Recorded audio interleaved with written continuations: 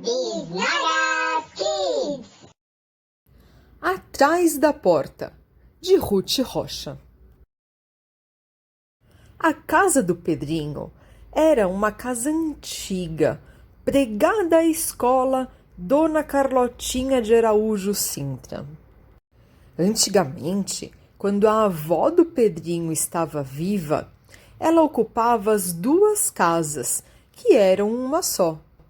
Depois que a Dona Carlota morreu, a família separou o casarão em dois. Uma parte foi doada para a escola e a outra ficou morando a família do Pedrinho. Pedrinho gostava muito da avó, então vivia brincando no quarto que tinha sido dela. Dona Carlotinha era aquele tipo de avó que todo mundo quer ter. Brincava com os netos de teatrinho, de acampamento no quintal, de amarelinha. Tocava violão, cantava e contava histórias. E que histórias!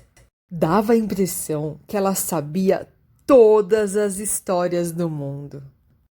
De fadas, de lobos ferozes, de meninos e meninas que desobedeciam os pais. Era dessas histórias que o Pedrinho mais gostava.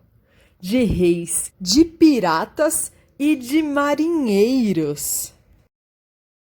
O quarto da Dona Carlotinha era todo forrado de madeira. E ainda tinham ficado nele alguns livros, muitas fotografias antigas, objetos estranhos, caixinhas de música, caleidoscópios. Tinha um jogo engraçado com uma bola e um speck que a mãe do menino chamava de bibolquê. Pedro se lembrava de uns livros grandes com muitas figuras que Dona Carlota lia para ele, mas eles tinham sumido, assim como um retrato da avó muito mais moça, com um vestido bonito de cetim com flores e bordados. A mãe e o pai de Pedrinho viviam atrás dele, insistindo que ele precisava ler mais. Mas os livros que davam para ele, do mesmo jeito que os livros que a professora mandava ler, eram muito sem graça para quem tinha conhecido a história da Dona Carlotinha. Pedrinho, nas horas vagas, ficava mexendo em tudo que tinha no quarto da avó. E tanto escarafunchou dentro das gavetas, no fundo dos armários, nas molduras e nos bordados que enfeitavam as paredes, que um dia ele rodou uma rosa entalhada num friso. A rosa estalou, a madeira se moveu e abriu-se uma porta na parede. Era de noite e do outro lado estava escuríssimo. Mas, embora Pedrinho tenha ficado com um pouco de medo, foi buscar uma vela e entrou pela porta que ele já estava chamando de misteriosa.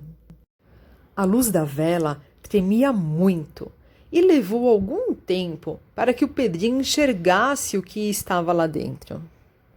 Então, o coração do menino começou a bater forte, porque estava numa sala enorme, toda forrada de estantes de livros. E no fundo, pendurado na parede, estava o retrato da sua avó, tão bonita, moça, num lindo vestido comprido, com um livro na mão. Para Pedrinho, aquela era uma coisa mágica, como se fosse um sonho, um espaço desconhecido. Depois que passou a primeira emoção, o menino começou a olhar os livros nas estantes. Tinha livros de todos os tamanhos, de capa de todas as cores. De repente, Pedrinho encontrou um daqueles livrões que sua avó costumava mostrar para ele. O menino abriu o livro com o coração batendo. Lá estava a história do trenzinho do nariz frio, a do marinheiro tatuado, a dos patos que cantavam o hino nacional. E tinha a história da menina que não gostava de nada, da Torre de Babel e uma muito engraçada que se chamava Enquanto Eles Dormem no Japão. Pedrinho chegou a ler uma ou duas, mas percebeu de repente que já estava amanhecendo. Ele não sabia bem o porquê, mas não queria que descobrissem o seu segredo. Então, botou o livro no lugar e voltou para o quarto da avó. Dormiu um bocadinho e sonhou com aqueles livros todos, e sonhou com sua avó, tão alegre, tão engraçada, tão querida. O menino ficou com muito sono o dia todo, até tirou uma soneca depois do almoço, o que espantou muito sua mãe. E à noite, depois que todos foram dormir, lá foi ele outra vez para a sala misteriosa, que Pedrinho não entendia bem onde ficava. Ele achava que aquela sala era um milagre que a sua avó tinha preparado só para ele. E leu bastante, riu muito de umas gravuras e cartões postais engraçados que descobriu. Encontrou um teatro de bonecos que brincava no tempo da avó. No dia seguinte, o menino não pôde resistir e contou sobre a sala ao seu melhor amigo, o João. À noite, depois que todos foram dormir, Pedrinho desceu as escadas bem devagarinho e abriu a porta da frente. Lá estava o João, que tinha trazido a irmã, a Tuca. Os dois estavam loucos para conhecer a sala misteriosa, e a Tuca também não pôde resistir. No dia seguinte, ela trouxe a prima, a Julinha, e a Julinha trouxe o Marcos e o Marcos trouxe o Cláudio. O Cláudio trouxe o Miguel e o Miguel.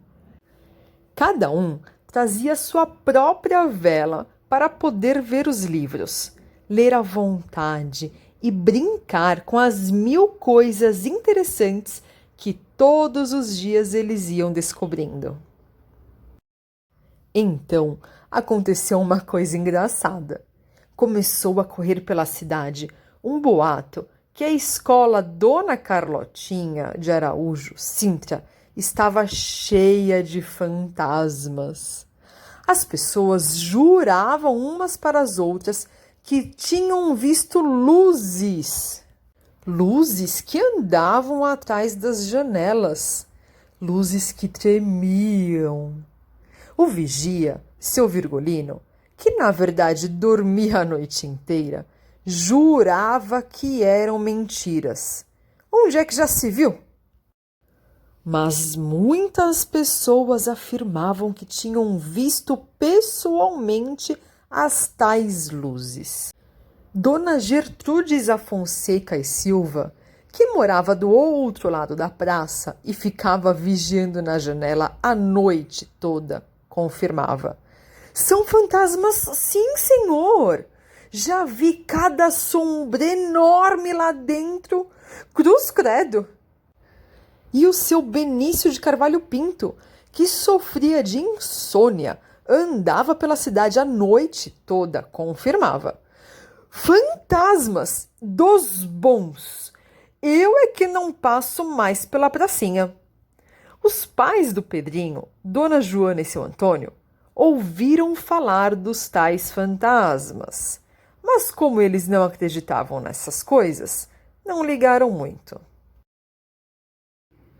Até que um dia a Joana levantou à noite para beber água e levou o maior susto com aquela fila de crianças de pijama que entravam pela porta da frente, subiam as escadas e entravam no quarto de Dona Carlotinha.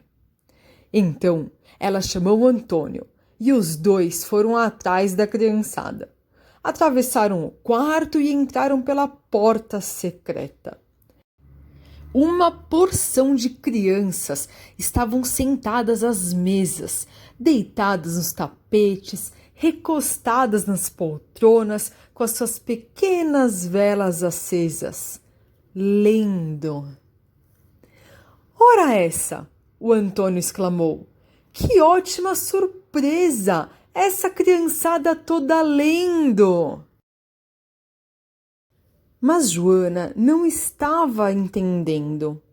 Ué, por que é que vocês não vêm ler de dia? Pedrinho respondeu por todos. A gente pode? Claro que pode, Joana respondeu. Para isso, são as bibliotecas das escolas. Mas aqui não é a biblioteca da escola, o João falou. É sim, disse Joana. Ninguém sabia dessa passagem, mas aqui é a biblioteca da escola. Vocês não conheciam? Nós nunca entramos aqui, disse a Tuca. A biblioteca está sempre fechada. O pai e a mãe de Pedrinho se olharam. Ora essa, disse Antônio. Para que serve uma biblioteca fechada? No dia seguinte, Joana e Antônio foram falar com a diretora da escola, Dona Babete Ventura. Não sei o que foi que eles conversaram, mas na semana seguinte apareceu na frente da escola uma faixa que dizia: Não percam! Festa da Biblioteca! Última semana de outubro! A festa na biblioteca foi ótima. Vieram crianças de todas as escolas da Redondeza. Teve uma surpresa muito grande para Pedrinho. Com essa história toda, Antônio descobriu que os livrões que o Pedrinho tanto gostava tinham sido escritos à mão por Dona Carlotinha. Ele então mandou para a editora Salamandra e a Lenice, que é a editora lá deles, gostou muito e resolveu editar as histórias todas. Então, ela fez a coleção Bárbara, ilustrada pelo Walter Ono, pela Eva Fornari, pelo Ziraldo, pelo Carlos Brito, pela Helena Alexandrino, pelo Ivan Zig e por mais uma porção de ilustradores incríveis. E eles todos vieram para a festa. Teve o lançamento dos livros e a Ana Maria Machado e a Silvia Ortoff e o João Marinho e a Ana Flora e a Ed Lima vieram e assinaram muitos autógrafos nos livros deles. Eu fui também e ganhei das crianças o Prêmio Jacaré, que era um prêmio que eles inventaram. As crianças podiam andar pela biblioteca toda e ver todos os livros e sentar nas mesinhas para ler o que elas quisessem. E daí em diante, a biblioteca passou a ficar aberta não só o dia inteiro, mas nos sábados e domingos e em alguns dias até à noite. E a cidade inteira podia ser sócia e levar livros para casa.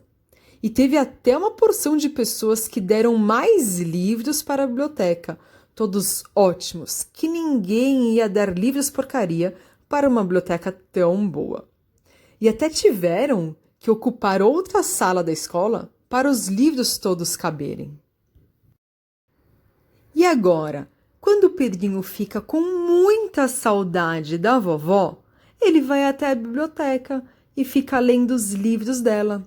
Do trenzinho que tinha o nariz frio, do marinheiro tatuado, dos patos que cantavam o hino nacional.